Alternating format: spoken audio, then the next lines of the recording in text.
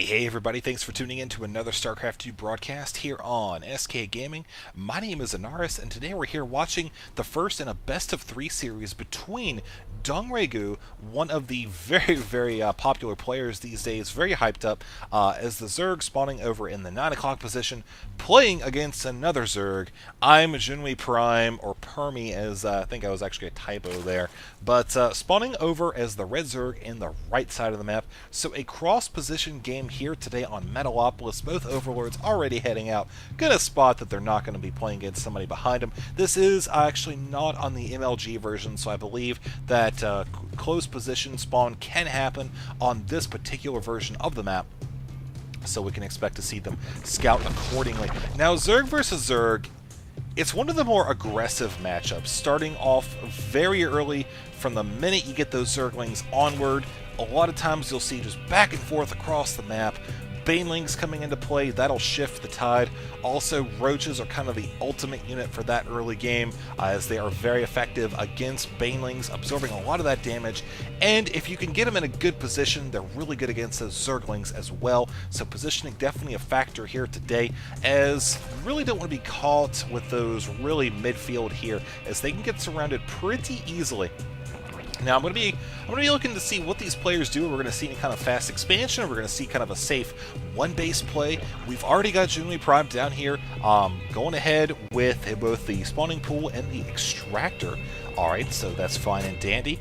junwi is going to be going for an early hatchery. Now, that's a little bit of a risky move here, considering the fact that his opponent did drop that early pool. Of course, neither player using any drones to scout around just yet. Plenty of Overlords ready to do exactly that.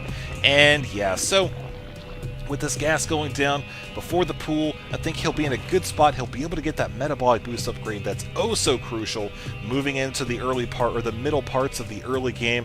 I mean, really, like I said before, ZVZ is just broken down into so many smaller fragments where you'll just go back and forth, and really one simple unit switch can just mean victory or death, depending on what you get. So we'll see what happens. I would expect, actually, to see, Roach Warren coming from junwi Prime. Alright, well, there we go already, folks. You see he is continuing with the gas, so that's going to be a clear sign.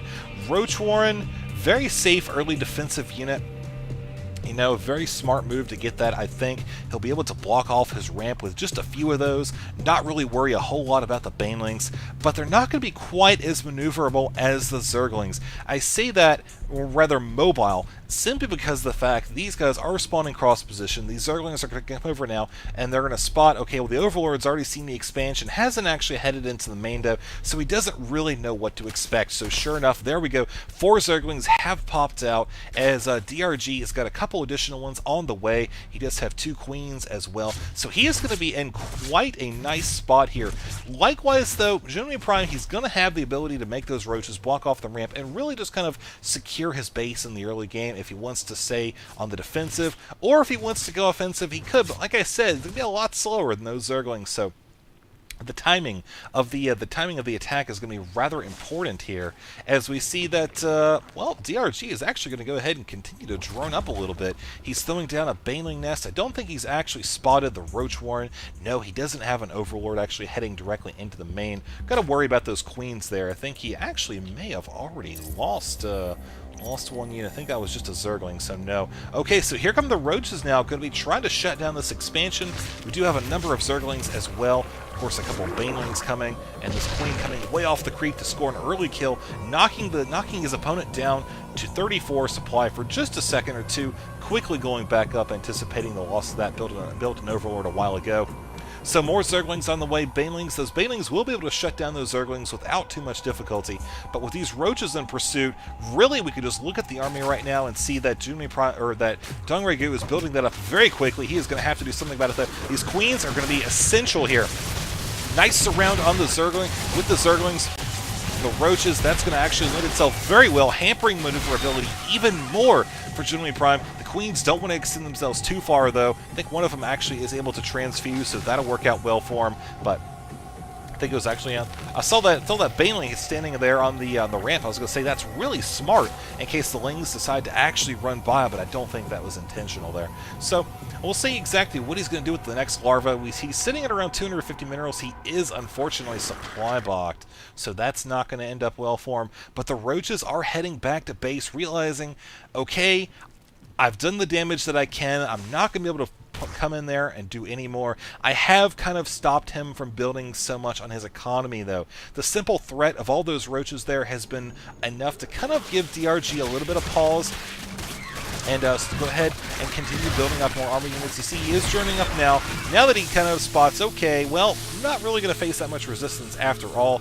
Coming over here saying, well, you know what, man, if you're going to attack me, I am perfectly capable of attacking you, even though you do have those solid defensive units, one of which is actually very low on health there.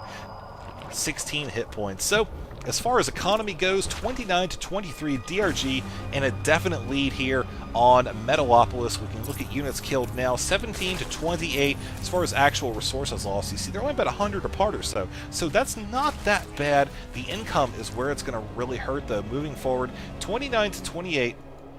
The fact that DRG has had that additional income for so much longer really puts him in a good spot, as he is around 1,200. We, of course, have that drone transfer, so that's going to sink down a little bit, but of course that'll go up here as time passes.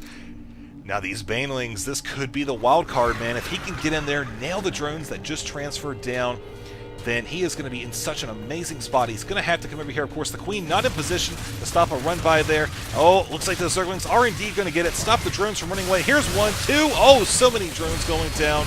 There's the GG, taking game number 1. DRG, what a beast. All right, guys, let's go into game number 2 and see what happens next.